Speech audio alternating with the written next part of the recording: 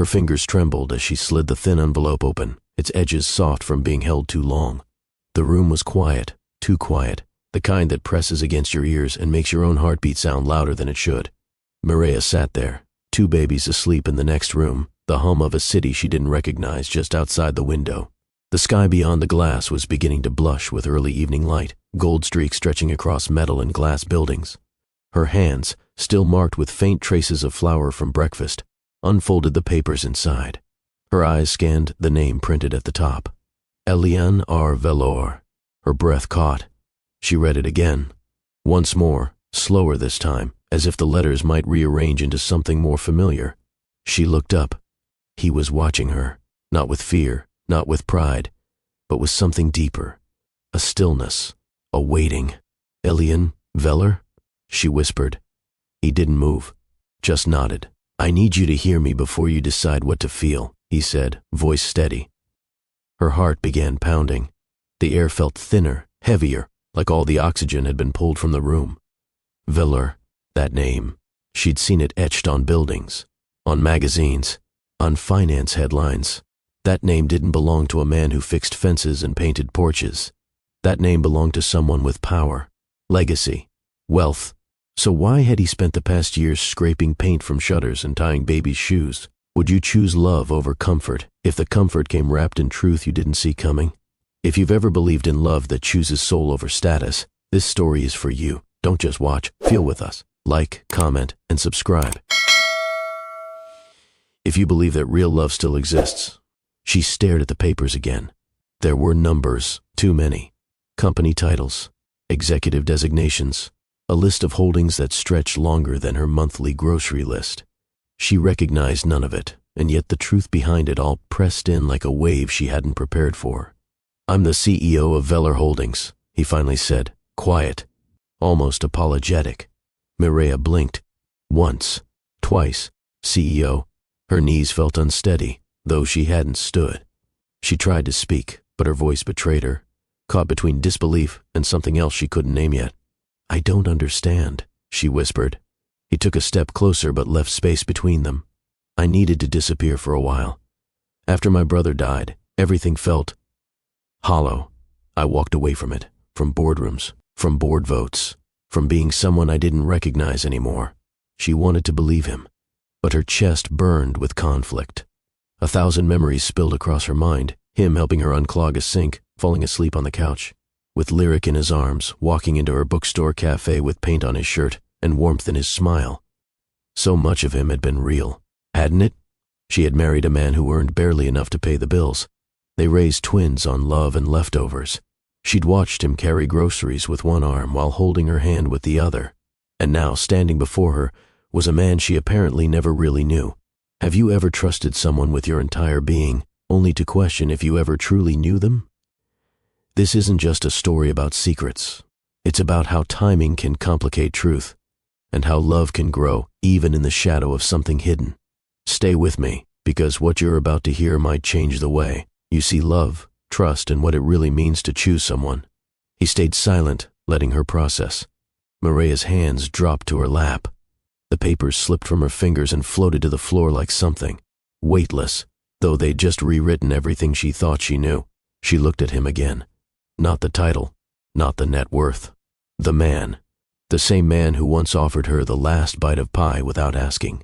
Who held her hair when she was sick during her first trimester. Who never made her feel small when money was tight, only held her closer. Eliane, or whoever he was now. She didn't cry. Not yet. Her tears had learned patience over the years. She simply looked up and said the one thing she'd never had to ask him before. Why didn't you tell me? His reply came low, honest.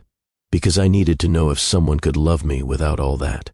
I needed to know if love could still be real when it had nothing left to prove. Her lips parted to respond, but no words came. She wasn't angry. Not really.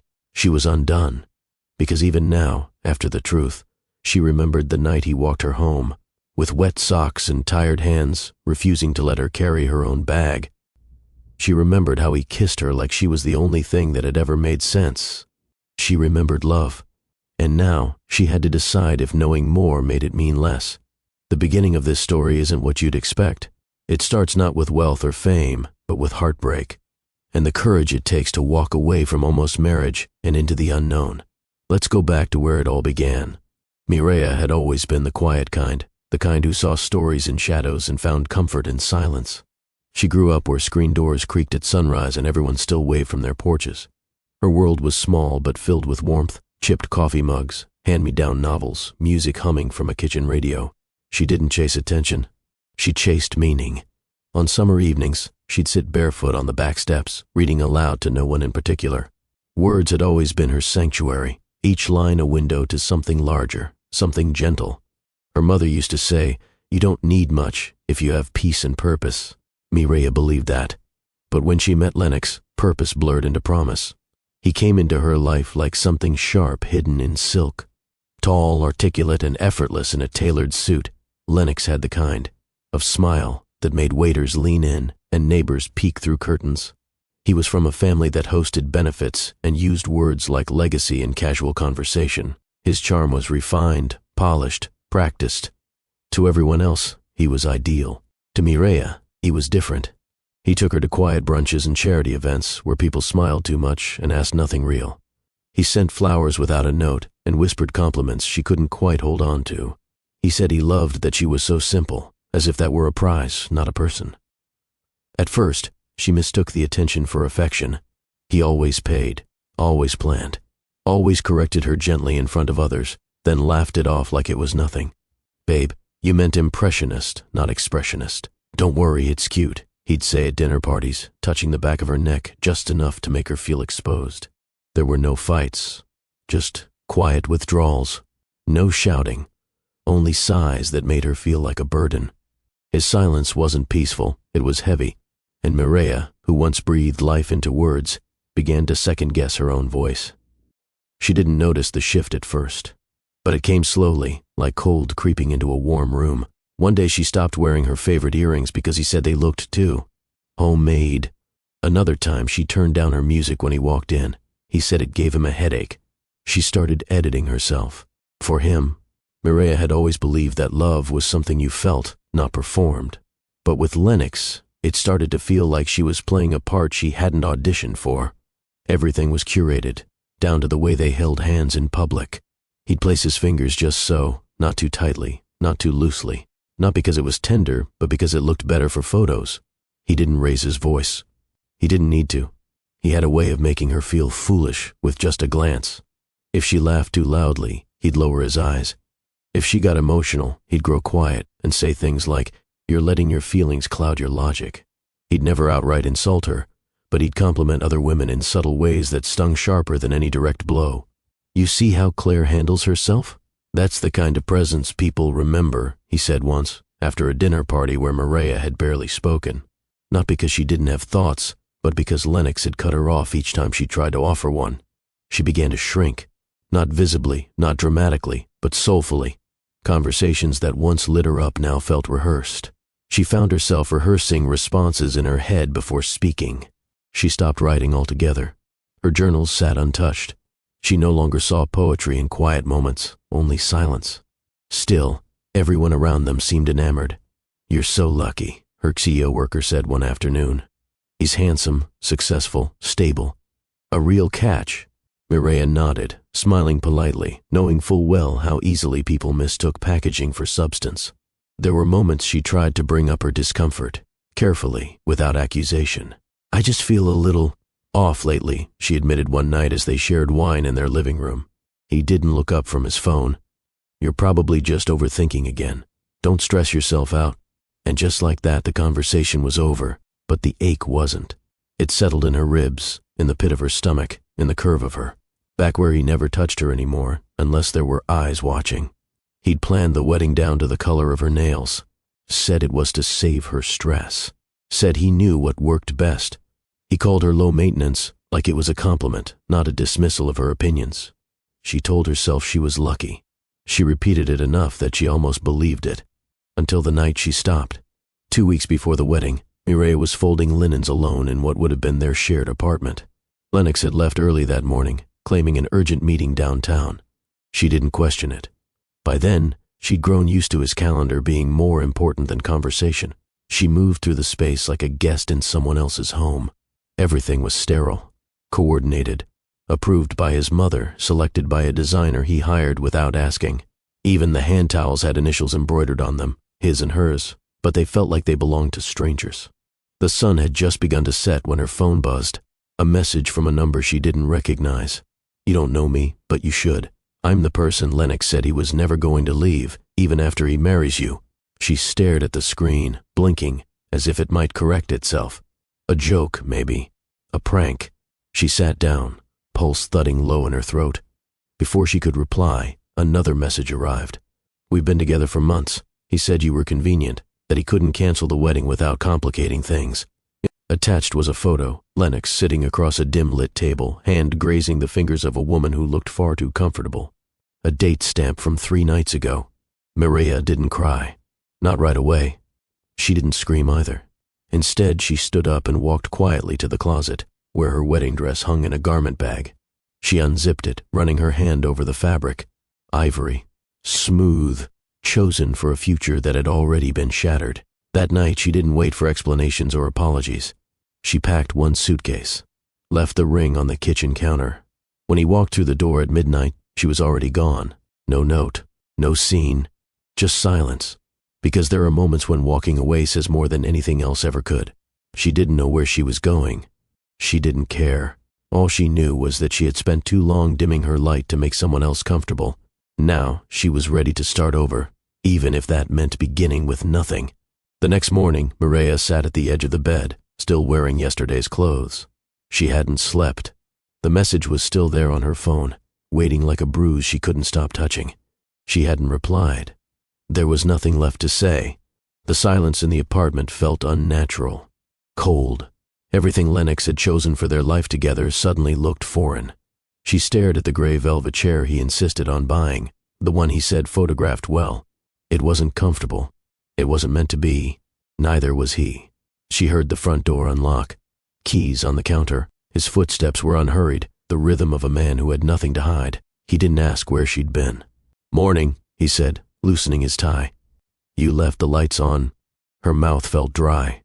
She stood, slowly, walked over to the dining table and placed her phone on the glass surface, screen facing up. The messages were open. He glanced at them, briefly. Then, in the most casual tone she'd ever heard, he said, "So, you found out." No guilt, no panic, just that flat indifference she had once mistaken for composure. "I would have told you," he continued, "but I didn't want to deal with the drama." She stared at him, trying to reconcile this man with the one who had once told her she was his quiet in the noise. Now she realized he had never loved her stillness. He had just counted on it to keep her silent. "I was going to marry you," she said, her voice low. He shrugged, "and I was going to handle things. But you just made it messy." Maria felt her chest tighten. She walked past him without another word and entered the hallway closet. The dress was still there, wrapped, preserved, untouched. She unzipped the bag slowly, running her fingers along the bodice, the lace sleeves. Her mother had cried when she first tried it on. Maria had smiled then, soft, hesitant. Now, she could barely breathe. Have you ever walked away from something everyone thought was perfect? From a life that looked right on the outside, but quietly suffocated you behind closed doors? Let us know in the comments if you've ever chosen peace over appearances. And if this part of her journey hits home, don't forget to like, share, and subscribe. Maria stood there for a long time, the dress still in her hands. She remembered the fitting, the compliments, the way her aunt called it elegant without trying. She remembered turning slowly in front of the mirror while Lennox scrolled on his phone nearby, barely glancing up. "It's fine," he had said. "Just don't do that braid thing with your hair." That moment hit her now like a delayed injury. She folded the dress back into the bag carefully, almost reverently, not out of sentiment, but because it deserved more respect than he ever gave it. When she stepped back into the living room, Lennox was pouring himself a drink. Not whiskey, not something heavy, just sparkling water with lime. It was ridiculous. She almost laughed. "I'm leaving," she said quietly. He turned his head, but didn't turn around. "You're being dramatic," he muttered. She ignored it, walked past him, opened the drawers, took what she needed, her journal, passport, a few folded clothes. She grabbed the only pair of shoes that had ever made her feel beautiful without needing approval. He didn't try to stop her. He didn't ask her to stay. That, more than anything, confirmed what she already knew. She looked around the apartment one last time. It was filled with curated furniture and hollow promise. Photos where they smiled but didn't touch. Books no one read. A space built to impress others, never to nurture the people living inside it. As she reached the door, Lennox spoke one last time. "You'll regret this." She didn't turn back. Her hand found the knob, and she paused only once, to exhale. Then she left. No tears, no suitcase scene, no dramatic music, just the quiet, steady footsteps of a woman walking away from something that had never truly been hers. And this time, she wasn't chasing clarity. She was choosing it. The air outside felt different. Not fresher, not freer, not yet. Just real. Mireya stepped onto the street with a single bag slung over her shoulder. No destination in her phone. No plan typed out on a notes app. Just instinct. Just the certainty that anything was better than staying. The sun had already dipped low, casting long shadows on the sidewalk. She walked to the corner, then kept walking. Past flower shops closing for the night. Past the dress boutique where she once stood with her mother, smiling through doubt. Past the bakery Lennox always called too sweet. Everything she passed felt borrowed, like she had worn a version of someone else's life and finally slipped out of it, leaving it in a heap behind her. She caught her reflection in a storefront window. Hair loose, eyes tired, but not empty, not anymore. A cab slowed beside her. She raised her hand and got in without hesitation. "Where to?" the driver asked. She paused, then answered honestly, "Anywhere that's not here." He didn't ask questions. As the city lights blurred past the windows, Mireya let herself feel the quiet. Not the kind that smothered. The kind that waited. That gave her space to feel without explaining. She reached into her bag and pulled out her journal, the one she hadn't opened in months. She flipped to a blank page and just held the pen for a while. When the ink finally touched paper, it didn't start with a poem or a memory. It started with a sentence. "Leaving doesn't make you weak. It makes you honest." She didn't know where she'd end up, but she knew this. She had spent years softening herself to survive a love that never saw her fully. Now she was done surviving. She was ready to begin. The bus ride to Braywood was long and mostly silent. No one sat beside her. She didn't mind. Outside the window, the city gave way to open fields and two-lane roads that curved around sleepy houses and quiet storefronts. The noise in her head, Lennox's voice, the wedding that never was, the silence that used to feel like punishment, followed her for a while. But somewhere between mile markers and unfamiliar road signs, it started to fade. Braywood wasn't a place people moved to for excitement. It was the kind of town where porch swings still creaked at sunset and every local cafe had a bell above the door that jingled when you walked in. No one was in a rush. The streets had more trees than cars. And the nights? They weren't loud. They just were. When Mireya stepped off the bus, all she had was her bag, a folded list of rentals she had printed at a gas station, and a single name someone had scribbled down for her back in the city. Try Palmetto Books and Brews. It's quiet. Owner's kind. She found the place 2 blocks from the bus stop. A narrow shop tucked between a laundry service and an antique store. The windows were filled with second-hand novels and handwritten signs. There were no neon lights, no perfectly curated displays, just shelves, books, and warmth. When she walked in, the scent hit her first, fresh coffee, wood polish, and old pages. The bell above the door gave a soft jingle. "Morning," a voice called out from behind the counter. A woman in her 60s with silver-streaked hair looked up and smiled. "New in town?" Mireya nodded, unsure if her voice would hold. The woman handed her a menu. "Welcome to Braywood." It wasn't much, but in that moment, it felt like enough. Mireya rented a 1-bedroom apartment above a flower shop that didn't open on Sundays. The walls were thin, the water ran warm but not hot, and the front steps creaked just enough to warn her when someone was coming. It wasn't luxurious. It wasn't curated, but it was hers. Her first morning there, she brewed tea in a chipped mug the landlady had, left behind and sat by the window, watching the town begin its slow rhythm. Children walking to school with backpacks too big for their frames. A man in a brown hat tipping it to passers-by. A teenager on a bike balancing a paper bag of something fresh. No one knew her. No one watched her. That was new. At Palmetto Books and Brews, Mireya asked if they were hiring. She didn't rehearse her pitch. She just asked. Marla, the silver-haired woman from that first morning, looked her up and down, not with suspicion, but with curiosity. "You any good at alphabetizing?" she asked, sliding her glasses back up her nose. "I've had practice," Mireya replied. "Then you start tomorrow." And that was it. Her first shift was slow. She stocked returns, wiped down tables, and wrote shelf tags in careful print. She memorized regular orders: chamomile for the man who wore 3 scarves, espresso for the college student who always forgot her wallet, black coffee, no sugar, for the quiet one who sketched by the window. She didn't talk much that week. Neither did anyone else. But in the silence, she didn't feel invisible. She felt unpressured. She started journaling again, small entries scribbled between refills and shelf restocks. Today was quiet, not the kind that hurts, the kind that gives you room. Every night she went home tired, but not drained. Her thoughts weren't spinning. Her breath wasn't shallow. She fell asleep without rehearsing imaginary conversations. That hadn't happened in years. Her past wasn't gone. It was still there, resting on the shelf of her memory. But for the first time, it wasn't taking up all the space.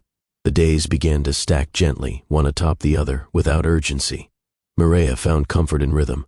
Morning light filtering through lace curtains, the scent of warm pastries downstairs, the bell above the bookstore door ringing softly throughout the day. It wasn't exciting, but it was honest. Each afternoon, between the morning rush and the quiet lull before evening, she'd take her break in the corner armchair by the poetry shelf. Marla allowed it without comment, sometimes leaving a fresh muffin or cup of tea beside her with a knowing nod. She'd flip through pages, underline quiet phrases, write single sentences in the margins. It was as if her voice, once reduced to silence, was now learning to whisper again. One afternoon, she pulled an old, worn copy of Letters to a Young Poet from the shelf. The spine cracked as she opened it. A single sentence caught her eye. "Be patient toward all that is unsolved in your heart." She stared at it for a long time. That night, she copied it into her journal, then paused. Her handwriting was steadier now. She noticed that. The ache of betrayal hadn't vanished, but it no longer consumed her. It had shrunk to something quieter, not painless, but manageable. Like an old injury that aches only when it rains. She still thought about the dress, but not in anger. More like a photograph she'd stored away. It no longer asked for explanation. One evening she stayed after closing, shelving books in the back room, music playing low. As she reached for the top shelf, a paperback slipped free and hit the floor. She picked it up, then paused, smiling. The title? Begin Again. She ran her fingers across the cover, feeling something unfamiliar. Hope. Not loud, not overwhelming, just enough. She closed the store in silence that night, locking the door behind her with slow hands. The stars were out, and for the first time in months, she looked up and didn't feel small. She felt possible. It began the way most important things do, quietly. He came in every afternoon around the same time, never late, never in a hurry, always alone, always heading straight for the corner seat near the front window. Mireya noticed him, not because he asked for attention, but because he never seemed to look for it. He ordered the same thing every time: black coffee. No cream, no sugar, just heat and strength. His voice was soft, low, like someone who spoke only when the words were necessary. He wore the same faded jacket most days and boots that had clearly known real work. His hands were rough, knuckles faintly scarred, like they belonged to someone who still used them for things that mattered. But it was the journal that caught her first. Thick, leather-bound, edges worn with use. He'd place it on the table beside his coffee, open it slowly, and begin to sketch. Not casually, not for show, focused, intentional. Sometimes his brow furrowed. Other times his expression softened, as if he was somewhere else entirely. Mireya didn't speak to him. Not at first. She just watched, refilled sugar jars nearby, wiped tables a little longer in his direction, noticed how he rolled his sleeves to the elbows, how he held his pen like it was an extension of his fingers, how he glanced up only when someone walked past the window with a dog. He never brought a phone. That fact alone set him apart. He didn't scroll, didn't fidget. He just sat, sipped, sketched. The first time she brought his coffee, their hands brushed. He looked up. His eyes weren't startling, just clear. Kind. Thank you, he said. She nodded, unsure if she should say more. Her mouth opened, but nothing came. He smiled anyway, small, polite, and returned to his page. She walked away wondering why that small exchange had stayed with her longer than most full conversations. Maybe it was his quiet. Or maybe it was the way, for the first time in a long while, she didn't feel like she needed to be anyone else. Days passed like pages turning. He came in each afternoon, like clockwork. She started expecting him, not eagerly, just naturally. She found herself watching the door around the same time, brushing stray flour. From her apron, checking the counter twice, though it didn't need checking. His order never changed. But one day, when she placed the mug in front of him, he glanced up and said, "You always remember." It was a simple sentence, but the warmth in it lingered. She shrugged, a soft smile playing at her mouth. "You always ask for the same thing." He nodded, eyes still steady on hers. True. But most people still ask. She didn't know what to say to that. So she didn't say anything, just walked away feeling seen in a quiet, uncomplicated way. That night, she wrote in her journal. He notices details, but never points them out to impress, just carries them like they belong to him. The next day, when he came in, she decided to ask. "Is it a sketchbook?" she asked, nodding toward the journal as she wiped down the next table over. He glanced down at it. "Sometimes," she tilted her head. "And the other times?" He smiled, closing it gently. Thoughts, pieces of days, bits that don't fit anywhere else. There was a pause, not awkward, just still. "I used to write," she said quietly. She didn't mean to share that. It just came out. "Used to?" he asked. She nodded. "I stopped when words stopped making sense." His gaze lingered, not prying, but aware. "Maybe you didn't stop," he said. "Maybe you just paused." That line stayed with her longer than it should have. She thought about it while shelving cookbooks, while brewing tea, while folding towels in her apartment. Paused, not stopped. There was a difference, and somehow, he'd noticed. The next time they spoke, it wasn't prompted by coffee or curiosity. It was a slow afternoon. A light drizzle outside blurred the windows and dulled the sound of passing cars. Mireya stood behind the counter, hands wrapped around a warm mug she had poured for herself, though she hadn't taken a sip. Elian was in his usual spot, journal closed for once. He looked out the window, quiet. "You ever feel like life hands you the same moment over and over?" he said, "just dressed a little differently?" Mireya looked up, caught off guard, not by the question but by how deeply. It echoed something she'd written in her journal the night before. She walked over, mug still in hand. "Maybe it's not the moment that repeats," she said. "Maybe it's us who keep standing in the same place." He turned to her then. Really turned. "You speak like someone who's felt too much." She gave a soft breath of a laugh, more exhale than sound. "Or maybe I just stayed quiet too long." He didn't press, just nodded, as though he understood in a way most people wouldn't. She pulled a chair from a nearby table but didn't sit, rested her hand on it, feeling the edge. "Why do you come here?"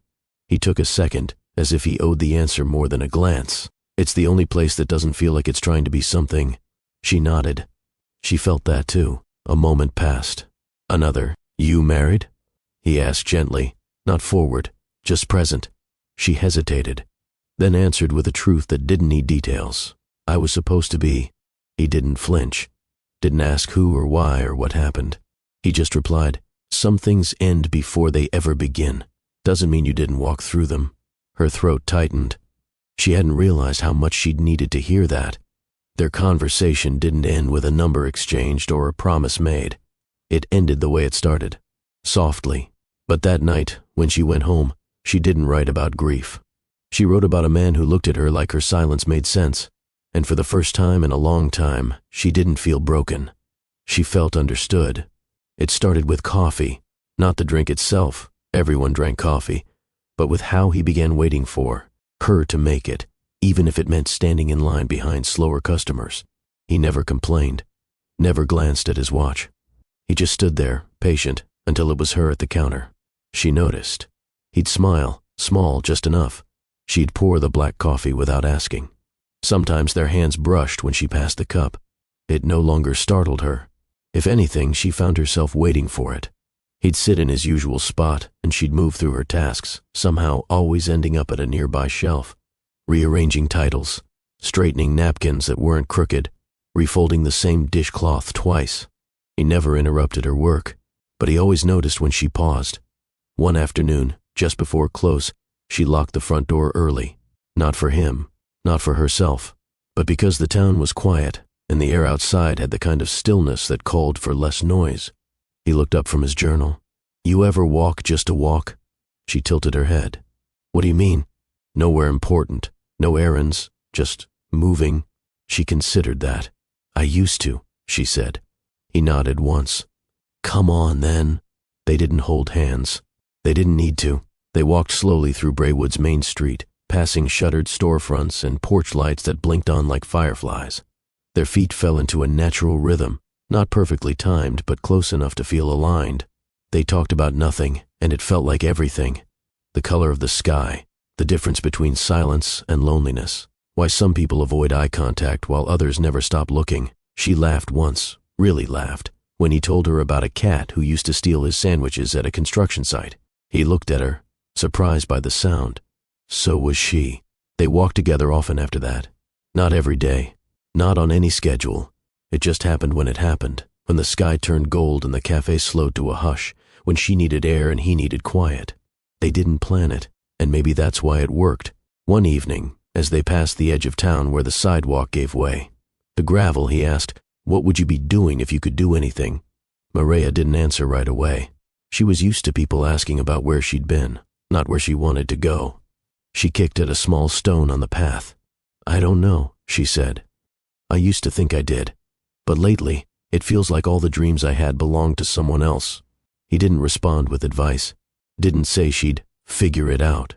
He just nodded once, as if honoring the honesty in her answer. They kept walking. "You?" she asked. He gave a small smile. "I'd build something, not for money, just to make something last." She liked that.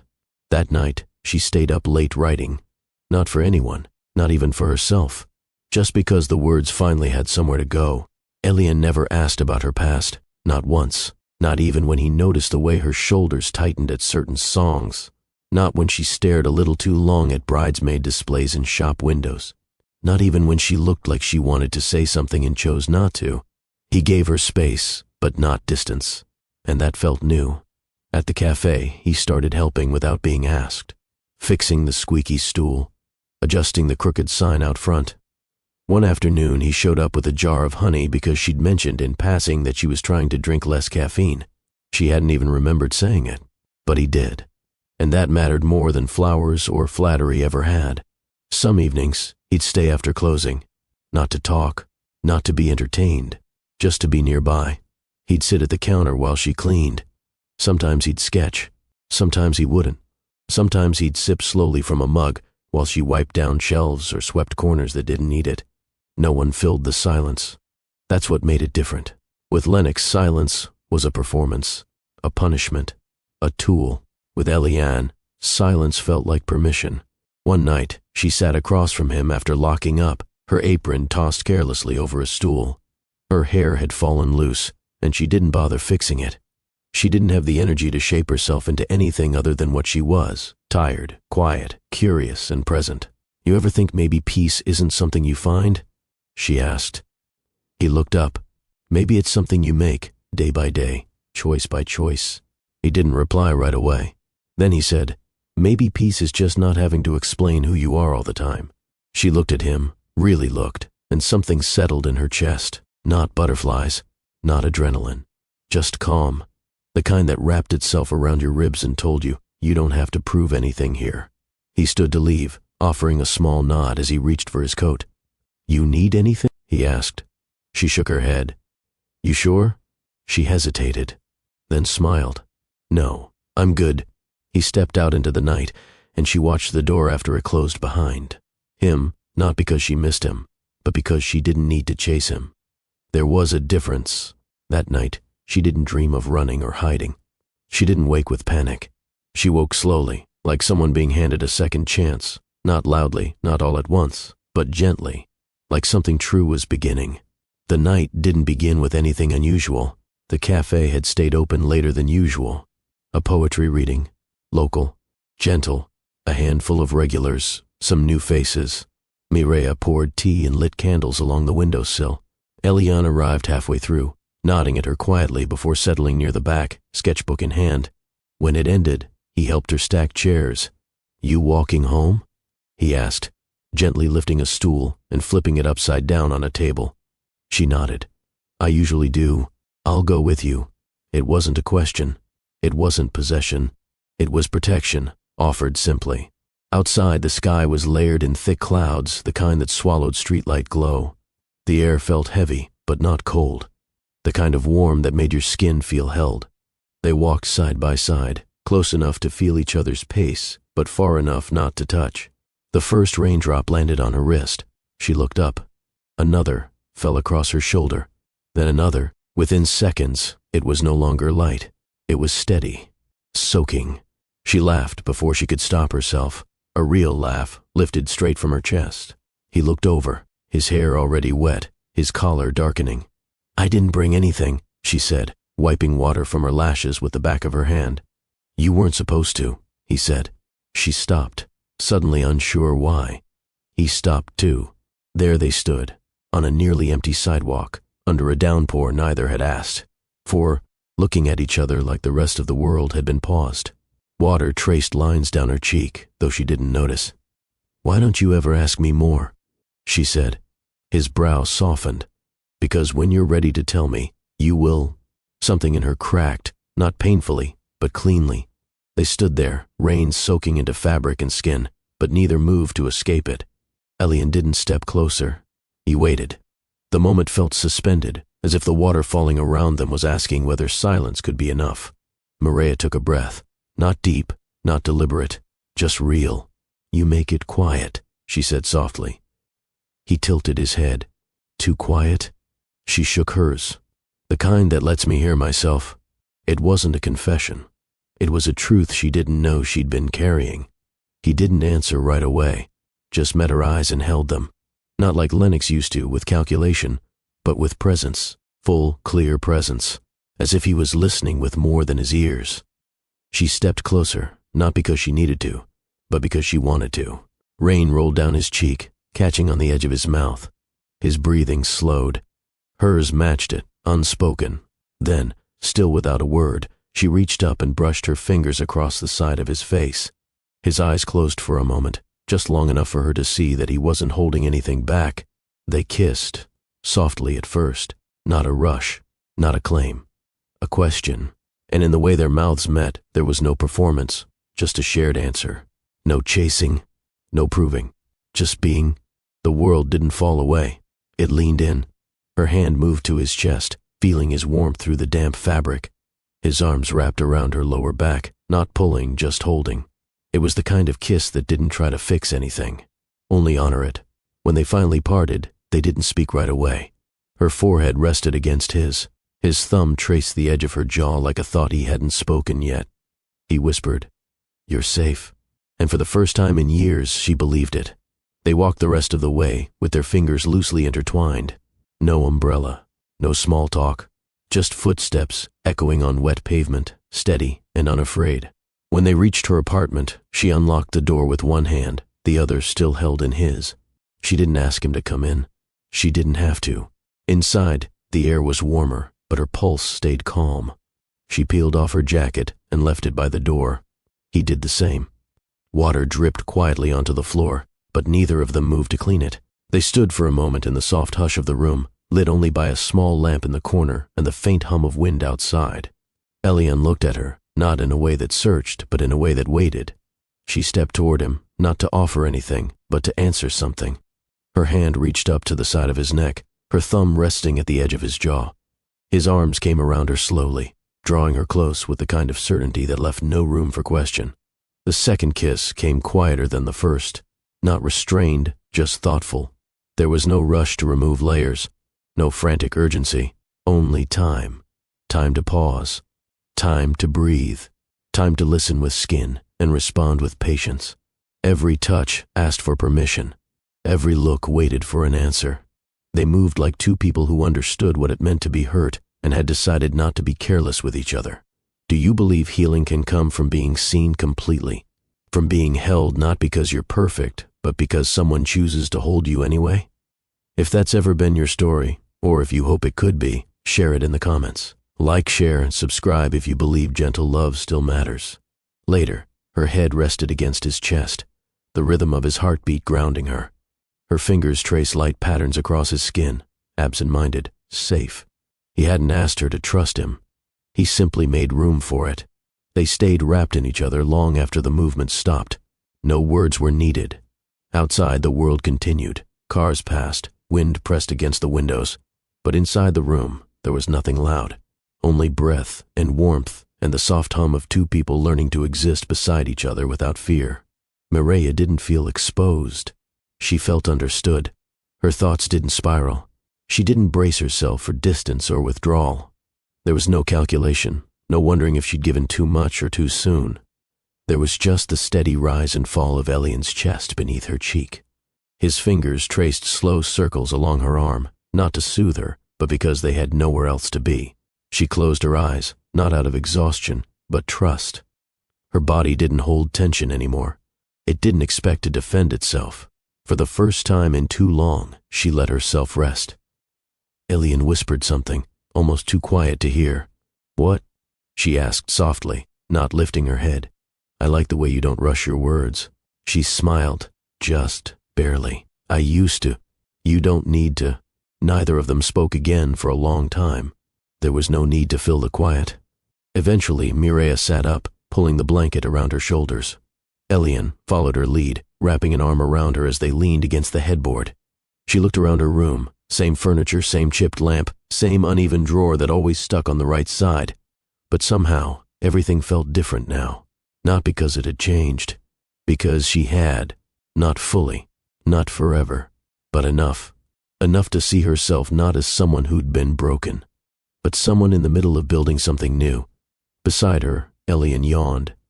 The kind of unguarded sound you only make when you feel at home. She rested her head on his shoulder and whispered something she didn't realize she meant until it left her mouth. "Thank you. For waiting." He kissed the top of her head. "Thank you for letting me." They fell asleep like that. Not tangled. Not grasping. Just close. Just enough. Morning started with the smell of cinnamon. Elian had taken to making breakfast. Messy, lopsided pancakes, eggs he sometimes overcooked, and toast that always came out uneven. But Mireya loved the way he hummed when he moved around the kitchen, unbothered by crumbs or crooked plates. She'd sit on the counter, legs swinging, sipping tea, watching him navigate their tiny space like it was enough. Like she was enough. Sometimes he brought in wildflowers in a mason jar. Sometimes it was just a napkin folded into a clumsy heart. Either way, it made her smile. They built a rhythm, cooking together, reading in silence, falling asleep to stories whispered between breaths.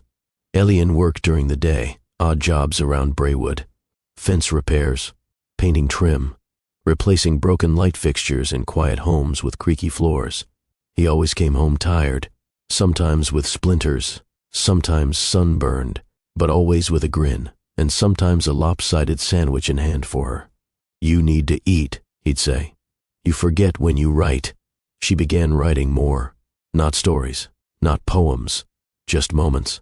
She filled pages with simple things, the way Elian's hands looked when he tied his boots, how his shoulders relaxed when he exhaled, the way he looked at her when he didn't know she was watching. At night, they talked in bed, about nothing and everything. "I feel still," she said once. He kissed her temple. "Good kind?" She nodded. "The kind that doesn't scare me." The apartment remained small. Their money was tight. They didn't own much, but somehow their days felt full, each one stitched quietly to the next. Until one didn't. Until the morning, Mireya woke up dizzy. She chalked it up to not sleeping well, to working too much. But the feeling came again. Then again. One morning, while shelving books at the cafe, her vision blurred and her knees buckled. Marla caught her before she hit the floor. The clinic smelled like lemon disinfectant and waiting. Mireya sat on the edge of the exam table, fingers twisted in her lap. The nurse had already taken her vitals and stepped out with a quiet smile. Elian sat across from her, elbows on his knees, brows drawn close but calm. He hadn't left her side since Marla called him. "You okay?" he asked softly. "I don't know," she said honestly. She wasn't scared exactly, but her thoughts moved too fast for her breath to keep up. The door opened. The doctor entered, kind-eyed, clipboard in hand. "Well," he said, after a brief pause, "you fainted because your body is working overtime." Mireya blinked. "What does that mean?" "It means you're pregnant." Silence. Elian sat upright. The doctor smiled. "With twins." Mireya's breath caught. "Twins?" she repeated, the word unfamiliar in her mouth. The doctor nodded. "Both heartbeats look strong. You'll want to take it easy, plenty of rest, and we'll schedule regular checkups." She barely heard the rest. Elian had gone still, not from shock, but from something deeper. His hand moved slowly to his mouth. His eyes glistened. He didn't speak right away. Then, as if pulled from somewhere far inside, he exhaled and laughed, soft, breathless, stunned. Tears followed, not frantic, just full. She reached for him, and he knelt beside her, taking both of her hands in his. "Two," he whispered, voice shaking. "Two of them?" She nodded, her own tears finding their way down without asking. He kissed her hands, pressed his forehead to them, then looked up at her as if she'd just handed him the sky. "I'll take care of you," he said. "Of all three of you. I promise." And he meant it. Not because he had a plan, because he had a heart that didn't know how to leave. The weeks that followed moved both faster and slower. Every morning, Elian rose before the sun. He packed a thermos of strong coffee, kissed Mireya's forehead gently, and disappeared into the chill. She'd hear the door close, followed by the quiet creak of the steps as he descended. He took on more jobs, longer hours, painting trim at dawn, mending porches through noon, fixing gutters until nightfall. His hands grew rougher, shoulders tighter, but he came home smiling, always smiling. Mireya watched him, chest full and aching. He never complained, not when he was sore, not when they skipped meals to save, not when his boots split along the seam and he stitched them up himself. She made tea for him in the evenings, ran warm water for his feet, cooked whatever they had, sometimes just rice and beans, sometimes soup stretched thin over 3 nights. He never asked for more. He only reached for her across the table and said, "Thank you," like it was a privilege to be fed by her hands. But even with love thick in the room, fear began creeping in. It came quietly, during quiet hours when she looked at the small corner they'd planned to turn into a nursery, or when she counted how many paychecks stood between them and diapers. She began setting coins aside from the cafe tips, folding them into a jar behind the coffee canister. Elian didn't see her do it. She didn't want him to. She didn't want him to carry everything. There were moments, brief, guilty ones, when she'd touch her belly and wonder if she'd brought these babies into too small a world. She didn't question Elian's love. She questioned the weight of hope. But in the middle of those moments, something would shift, a flutter beneath her skin. Not quite a kick, not yet. Just movement, life, stretching. It was enough to remind her they weren't building something perfect. They were building something real. And real was always enough. It happened on a Thursday evening, the kind of night where the light through the window turns gold, softening the corners of the room, and making even the smallest things, a chipped mug, a folded blanket, look like they belonged. Mireya sat on the couch, legs tucked underneath her, hands resting gently on her stomach. She was alone. Elian was out on a late job, fixing a pipe for an elderly couple who couldn't afford to wait until morning. She dozed off for a bit. The fatigue came in waves now, quiet, unannounced. She welcomed it. But something stirred her. Not a noise, not the air. A shift beneath her skin. Her eyes opened. She held still. Then again, another movement. This time, unmistakable. 1. 2. She pressed her palm across her belly, just below the ribs. Her breath caught. Her heart rose in her chest like it knew something sacred had arrived. The door creaked open minutes later. Elian stepped in, shoulders hunched from the chill, hair damp with sweat, boots caked with dirt. He looked tired, the kind of tired that sinks into bones. But when he saw her face, he stopped. "What is it?" he asked, instantly alert. She couldn't speak at first, just reached for his hand. "Come here," she whispered. He dropped everything, coat, bag, keys, and crossed the room in seconds. She guided his hand to the curve of her belly. Nothing moved. He waited, still, silent. Then, a flutter. His eyes widened. Again, a small push, like someone inside was waving. He knelt, head resting gently against her. His hand never moved. His mouth opened, but no words came. "They know you," she whispered. A tear slid down his cheek. "They're strong," he said. She nodded. "So are you," he added, looking up at her. That night, they didn't talk much. Didn't need to. She fell asleep with his hand still resting over their children. And for the first time since hearing the word twins, she didn't feel overwhelmed. She felt whole. There were no grand milestones in those early months, just mornings that blurred into afternoons and nights that rarely offered sleep. Mireya often lost track of time. The twins, Lyric and Saul, came into the world with lungs full of life and schedules that honored no clock. One cried while the other slept. One fed while the other fussed. It was a cycle of needs, urgent and constant. Mireya met them all, hair tangled, robe wrinkled, eyes heavy. She'd cradle both babies at once, humming softly, arms aching. Some nights they only quieted after being walked back and forth across the room for nearly an hour. The hallway floor creaked in familiar places now, each squeak a rhythm in their new life. The apartment shrank, not in size, but in breathability. Bottles filled the sink. Laundry formed gentle hills in every corner. Diapers became their most frequent purchase. Mireya started a list on the inside of the pantry door. Milk, wipes, rice, diapers, light bulbs. She circled the ones they could delay, crossed off the ones they couldn't. She tracked every receipt, every coin, clipped coupons, said no to small cravings at the store, walked instead of taking the bus, reused everything, jars, ribbons, even the wax paper from cereal boxes as drawer liners. Elian noticed the budgeting but never spoke of it. He noticed everything. He worked most days, mornings that bled into dusk. He'd come home to change diapers before even washing his hands, a soft kiss placed on Mireya's forehead like punctuation to a sentence he never forgot to finish. He brought her wildflowers once, not from a shop, but from the edge of someone's fence on his walk back. Their stems were uneven, their colors mismatched. She loved them. On weekends, if the weather was kind, he strapped the twins into a second hand stroller and walked them around the block so Mireya could nap. He returned quietly, as if even the door had learned to be gentle. One night, she woke to find him asleep on the floor beside the crib. One hand rested on Lyric's chest, steadying a breathy whimper. The other hand clutched a pacifier he hadn't managed to use before drifting off. His knees were bent awkwardly. His back curled against the wall. She didn't wake him, just laid a blanket over his shoulders and whispered, "Thank you," into the space between them. They didn't talk about how hard it was. They didn't have to. Their love wasn't performative. It was a series of tiny acts, warm bottles prepared at 3 a.m., bills paid late, so diapers could be stocked, quiet apologies shared with nothing but a touch. Some evenings, they sat on the balcony once the boys had finally gone down. 2 chipped mugs, 1 warm silence.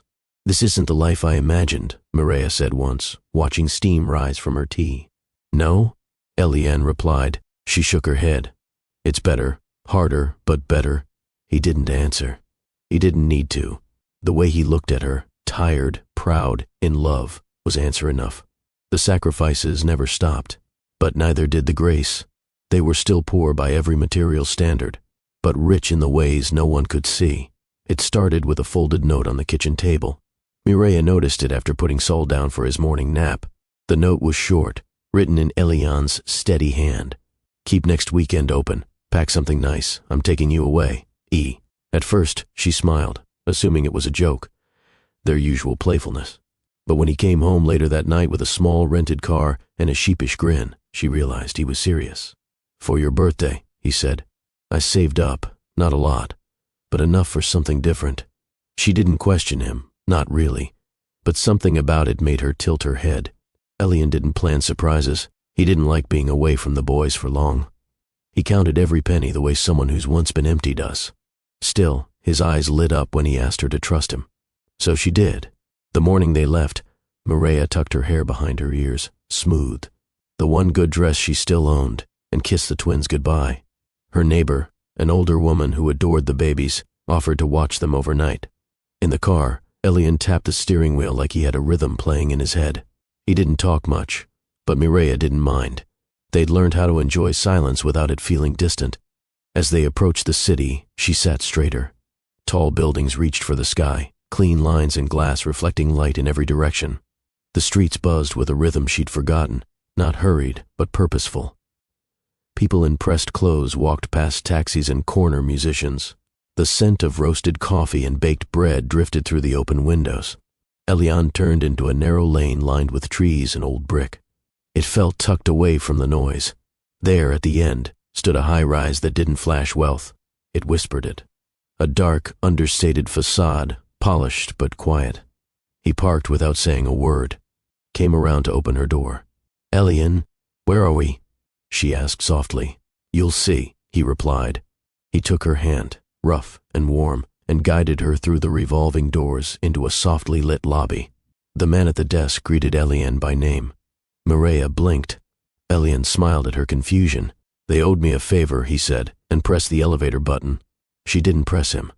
Not yet. The ride up was smooth and silent. No numbers lit up, only the word, "private." Her breath caught. Still she followed. Still she trusted. The elevator doors opened into quiet.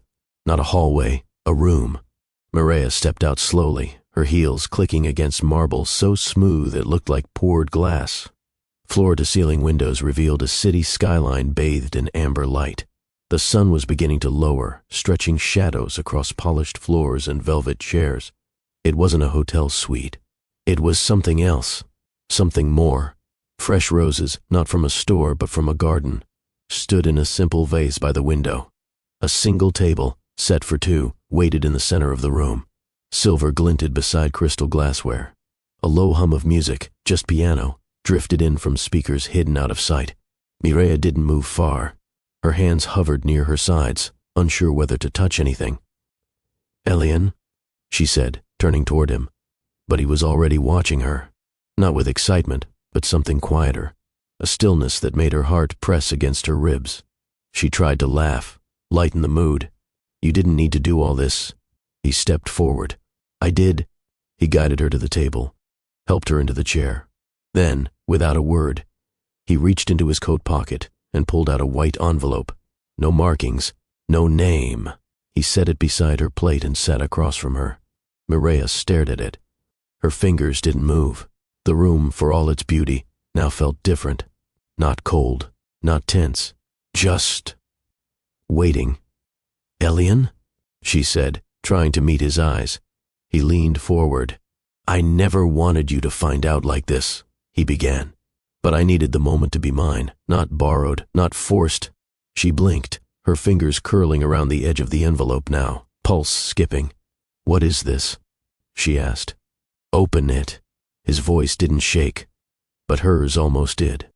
The flap tore open with a soft, deliberate pull. Inside, documents. She glanced down and paused. A name, a signature, an estate identifier, Veller Holdings, and a legal declaration at the top, Elian R. Veller. Her hands froze. Her mind didn't. Everything slowed. She looked at him, really looked. Same face, same hands, same man who had held her during long nights with crying babies, the man who built shelves from scrap wood, the man who fixed light sockets with borrowed tools. But this felt like watching a star fall in reverse, something ordinary suddenly glowing with unexplainable gravity. She looked down again. The name didn't change. "Elian." Her voice trailed. He stood, slowly walking toward the window, his back to her. "I need to tell you everything," he said quietly. And she waited, heart full, hands trembling, for a truth she hadn't asked for, but could no longer ignore. He didn't turn around at first. "I wasn't supposed to run it," he said. "My brother was older, smarter. He loved it, every bit of it, the structure, the meetings, the pressure. Me, I liked watching things grow, but I didn't care much for control." Mireya didn't speak. Her hand rested over the document, but she couldn't feel it. He passed suddenly. Elian continued. "Car accident. 1 minute we were arguing over a merger. Next I was signing hospital papers alone." His voice thinned. "There was no time to prepare. They handed me the company. The board, the employees. It was like waking up in someone else's life and never finding the door out. He finally turned, eyes raw. I tried to fake it. For 6 months I smiled through every board meeting, smoothed out balance sheets, nodded at shareholders. But inside, he exhaled hard. I was drowning in people who saw a last name before they saw a man. Maria's heart beat against her ribs, faster now. So I left, he said, taking a slow step forward. I didn't tell anyone. I didn't cash out. I didn't announce it. I just disappeared. Another step. I came to Braywood because it was quiet. I thought I'd stay a week, maybe 2. He looked at her now. Really looked. Then I walked into a bookstore cafe and met someone who didn't ask where I came from. Someone who laughed with me before she ever asked my last name. Someone who made burnt coffee and shared stories like they were stitched into her skin. He knelt beside her. I thought maybe if I didn't tell you, I'd get to be just me, not someone's heir, not someone's plan. Her throat tightened. And when I saw how you looked at me, not the things I gave you because I couldn't. To give you much, but me, just me, he continued. I couldn't ruin that. Not yet. I needed to know it was real. That you saw the man, before the name. He swallowed hard. And I know now that wasn't fair, it wasn't honest, but it was never about tricking you. It was about finally being seen. The silence that followed was deep. She looked down at the papers. The truth sat in her lap like a mirror. And just before she spoke, the screen fades to black. If you were in her shoes, what would you say? Could you forgive someone who only wanted to be loved without a label? Tell me in the comments. I want to know your truth. Maria didn't speak for several seconds. She looked out at the skyline, not because it was beautiful, but because it gave her something to rest her eyes on while the inside of her chest felt like a slow storm. But it wasn't anger. It wasn't betrayal. It wasn't even confusion anymore. It was everything at once. She touched the edge of the document again, her fingers brushing over the name like she needed to be sure it was still real. Elian R. Velor, she whispered softly, not with resentment, just quietly. He didn't interrupt. Her eyes returned to him. I always wondered why you never seemed scared, she said.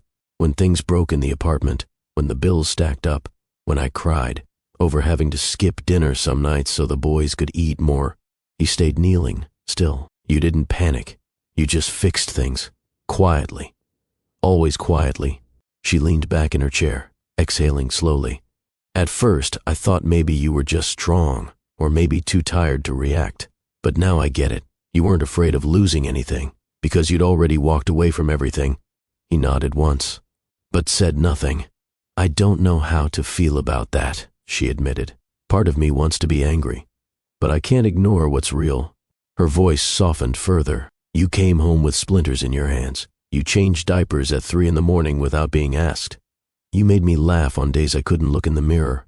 She placed the document back on the table, untouched now, like it had said what it needed to say. I didn't fall in love with a title, she said. I fell in love with the man who sat by my side while I was in labor for 14 hours, whispering, you can do this over and over until I believed him. Elian's throat worked as he swallowed. I just want you to know, she added, if you'd told me from the beginning, I would have stayed. But I understand why you didn't. She rose from the chair, walked to him. Not fast, not theatrical. She knelt in front of him, eyes steady. I don't care about your empire, she said.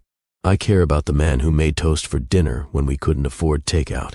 The man who taught our boys to hum when they're nervous. The man who saw me when I didn't recognize myself. She took his face in her hands. And that's still you. No dramatic music, no fireworks, just the quiet hum of 2 hearts returning home. They leaned into each other, not with urgency, but with a peace that only comes when both people have nothing to prove and everything to give. The hotel suite was quiet when they returned. No champagne, no music, just the soft sound of the door clicking shut behind them and the weight of something unspoken filling the air. Mireya didn't say a word. She walked to the window, pressed her hand to the glass, and looked out over the city, not because she was interested in the view, but because silence gave her space to breathe. Her reflection stared back. Still Mireya, still whole, but also different. Behind her, Elian stood waiting. He didn't approach. He didn't try to explain again. He simply gave her space, which, in truth, was the most honest thing he could have done.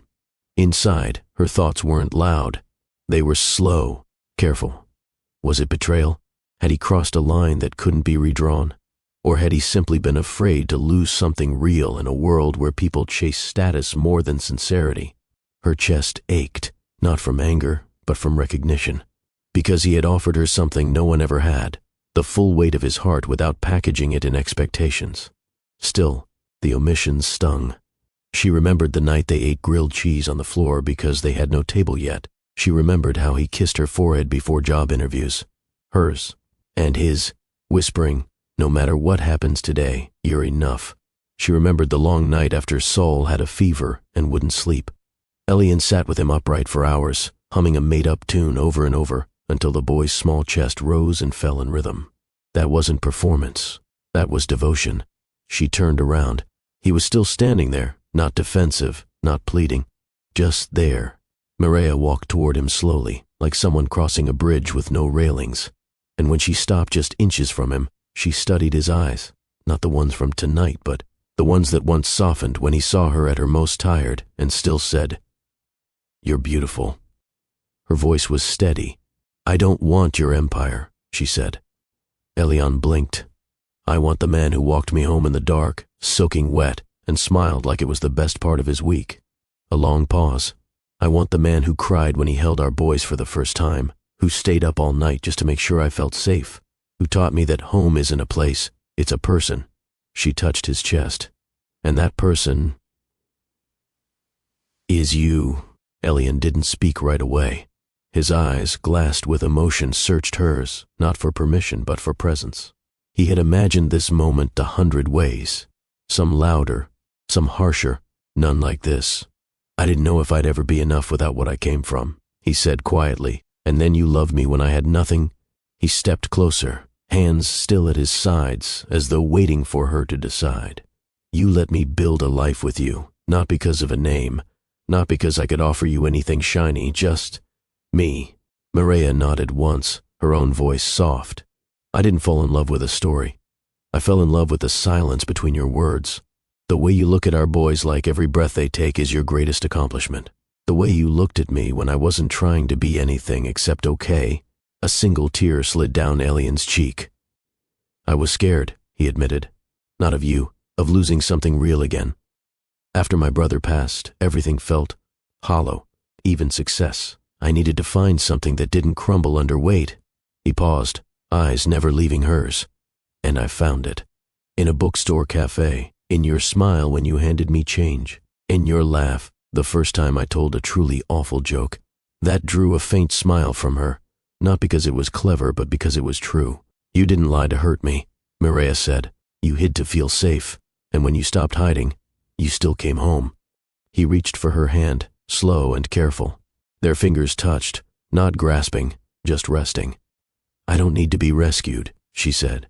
"I never did." "I know," he replied. "I just wanted someone to stay," she finished. "I will," he said. "As me." They didn't kiss right then. They didn't embrace. They just stood there, hands touching, letting the silence speak the rest. Because some truths don't need to be repeated. They just need to be lived. They came back to Braywood quietly. No announcements, no showy returns. Just the soft hum of tires on old roads and the familiar creak of their front door swinging open. The same wind chimes still danced at the edge of the porch. The welcome mat was still slightly crooked. The boys' shoes were still lined up near the baseboards, mismatched and muddy. Nothing had changed. Except everything had. Mireia carried a new kind of calm. Not the kind she wore to survive. The kind that blooms when there's nothing left to hide. Only space left to grow. Elian too seemed lighter. He didn't rush back into the boardroom. He eased in slowly. Meetings on Thursdays. Phone calls from the corner of the living room where Lyric liked to nap on his lap. He didn't trade in his boots or his flannel shirts. He still fixed a loose drawer in the kitchen, still ran errands with a shopping list he always forgot to bring. But now there was a balance, one he built intentionally. Mireia watched him navigate both worlds, the man who once sketched quietly in, the cafe and the leader who now answered questions about mergers and expansion. She didn't fear the change anymore, because now It wasn't a secret life waiting to swallow them whole. It was just a part of who he was and who he had always been. And in the stillness of their home, the most important things remained untouched. Saul learned to walk, one stubborn step at a time, arms flailing, always heading toward where Elian knelt with outstretched hands. Lyric loved stories. Not just the kind in books, but the kind Mireia made up while folding laundry or peeling apples. He'd curl against her side, wide-eyed, whispering, "Tell me the one about the moon in the garden again." There was a rhythm to their life now. Not perfect, not polished, but deeply theirs. Some mornings, Mireia stood by the kitchen sink, hands wet from dishes, and just listened. To laughter, to little feet racing down the hallway, to Elian humming off-key while he read notes from his team, to peace, not the kind that requires silence, but the kind built from shared understanding. It wasn't the life she imagined when she first wore an engagement ring. It was better. It was real. Elian never tried to turn their little home into something else. The walls stayed the same soft cream. The mismatched chairs remained around the dining table. But over time, quiet changes came, not in style, but in substance. The old heater was replaced, not because it broke, but because Mireia's feet always got cold in winter. The boys had sturdy shoes now, and a small bookshelf of picture books that arrived in the mail with no return address. Groceries appeared a little fuller. The fridge stayed stocked. The lights stayed on. And still, Elian woke early, packed the boys' snacks, and stood in line at the post office like everyone else. He offered to repaint the local library, free of charge, donated without names on plaques, supported families in need without a single headline. Mireia watched him, the way he gave without asking for recognition, the way he sat on the floor to build wooden blocks just as seriously as he reviewed quarterly numbers. He hadn't changed. He'd just come home more fully. And in turn, she grew more rooted. The community began to notice them, not because of money, but because they showed up. At bake sales, story time, neighborhood cleanups. People stopped by the cafe to say hi, not out of curiosity, but familiarity. One evening, after the boys had fallen asleep and the dishes were done, Mireia sat beside Elian on the porch. No phones, no distractions, just a cool breeze and the faint sound of wind through the trees. He reached over, took her hand. "You happy?" he asked. She didn't answer right away, just leaned her head against his shoulder. "I'm full," she finally whispered. He squeezed her fingers gently. "Me too." Silence again. Not empty. Complete. Their life wasn't loud. It didn't need to be. It was made of early mornings, sleepy good nights, and everything in between. It was made of choices, not just once, but every day. To show up. To love simply. To stay. What kind of love do you believe lasts the longest? Is it the one that arrives dressed in grandeur? Or the one that sits beside you when no one's watching? Let us know in the comments. Some stories end with fireworks, some with applause. But the ones that linger, quietly, faithfully, are the ones built on truth. Mireia and Elian didn't just find each other. They chose each other, again and again, even when truth complicated the beauty, even when comfort came with questions, even when love meant listening more than speaking. They remind us that a story doesn't have to be loud to be unforgettable. It just has to be real. Let's sit with the lessons they left behind. 1. Character is louder than circumstance. Elian could have led with status. He didn't. He let Mireia see the parts of him that had nothing to prove and everything to offer. And that choice revealed what mattered most, not what he owned, but who he was. 2. Leaving something perfect doesn't mean you're wrong. Mireia walked away from a man who looked ideal on paper, but left her empty in private. That bravery didn't break her. It freed her. Because the version of perfect worth chasing is the one that feels safe, not staged. 3. Healing starts with being seen. Their love wasn't built on rescue. It was built on recognition. Mireia didn't need fixing. She needed to be met. And Elian, in his steady presence, offered her that space. 4. Wealth is a tool, not a truth. Elian's fortune never defined him. How he loved did. His quiet sacrifices, scraped palms, sleepless nights, second-hand furniture, spoke louder than any title ever could. 5. Joy lives in the small moments. The first laugh over coffee. The warmth of a quiet walk home. The smell of cinnamon on a morning in Braywood. These are the things that build a life. These are the things that last. As you go about your day, maybe you'll pass someone who seems ordinary, someone who moves slowly, listens deeply, chooses love without spectacle. Or maybe you are that someone, and maybe your story, like Maria's, is just beginning, somewhere between heartbreak and hope, between silence and softness. A reminder, love doesn't always arrive with answers. Sometimes it shows up with questions, and asks only this: will you stay, even if it's not what you expected? Because the most powerful kind of love isn't loud. It's consistent. It walks you home. Thank you for spending time on this journey. If this story moved something in you, even a little, please let us know below. Your likes, your comments, your thoughts, they help keep this trail of stories alive. Subscribe to stay close. There are more stories coming. Stories that honor simplicity, soul, and second chances. Until next time, this is Mr. Ross' Story Trail. Walk gently. Walk true. She never forgot that night. Not because of the rain, not because of the kiss, but because for the first time in years, someone walked her home, not just to her doorstep, but to herself. That small, wordless walk became the beginning of everything. Sometimes the most unforgettable chapters start in moments that feel ordinary. A glance, a silence, a step beside someone who doesn't rush ahead, but stays with you, stride for stride. If this story stirred something in you, if it made you think about someone in your life, or someone you're still waiting to meet, ask yourself, when was the last time someone truly walked with me? Or better yet, when was the last time I offered to walk with someone without needing anything in return? Because love, at its best, isn't grand gestures or sweeping speeches. It's the choice to be present, to show up in the quiet, to build something gentle that lasts. If this story moved you, even a little, don't forget to like, comment, share, and join our growing Story Trail family by subscribing. Your support keeps this space alive, a space where hearts are honored and stories matter. Tell us in the comments, what part of Mireya and Elian's stories stayed with you the most? What chapter of your own life are you walking through right now? Let this be more than just a video. Let it be a conversation. Let it be a beginning. This has been another tale on Mr. Ross' Story Trail, where stories don't just entertain, they heal. Take care of your heart. Take care of each other. And never underestimate the power of choosing love when no one's watching. We'll see you in the next one.